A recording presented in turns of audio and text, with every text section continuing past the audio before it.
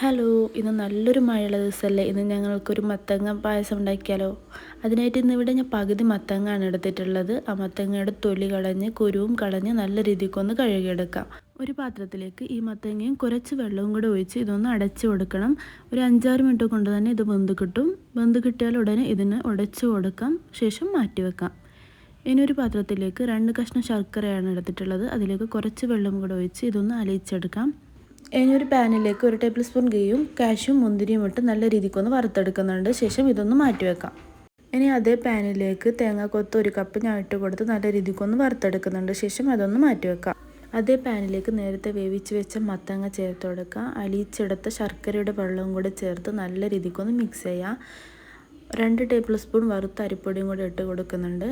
അത് കട്ട പിടിക്കാത്ത രീതിയിൽ നല്ല രീതിക്കൊന്ന് മിക്സ് ചെയ്ത് കൊടുക്കാം.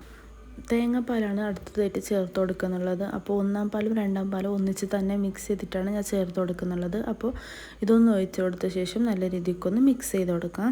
ടേസ്റ്റ് ബാലൻസ് ചെയ്യാൻ വേണ്ടിയിട്ട് ഞാനിവിടെ 1 നുള്ളി ഉപ്പും കൂടെ ചേർത്ത് കൊടുക്കുന്നുണ്ട്. അതേപോലെ അവസാനമായിട്ട് 1 ടേബിൾ സ്പൂൺ നെയ്യും കൂടെ ഒഴിച്ച് മിക്സ് ചെയ്ത് കൊടുക്കുന്നുണ്ട്. ശേഷം വറുത്തെടുത്ത കാഷ്യൂ നട്ട്സും തേങ്ങാക്കൊത്തും എല്ലാം ഇട്ട് അതൊന്നുകൂടെ മിക്സ് ചെയ്തെടുക്കാം. ഇപ്പോൾ ഞങ്ങൾ ചൂടോടെ പായസം റെഡി ആയിട്ടുണ്ട്. നല്ല മഴയുള്ള സമയത്ത് ഇതൊന്ന് ചൂടോടെ കഴിച്ച് നോക്കിയാലോ? അപ്പോൾ എല്ലാവരും ഒന്ന് ട്രൈ ചെയ്ത് നോക്കൂ. ബൈ.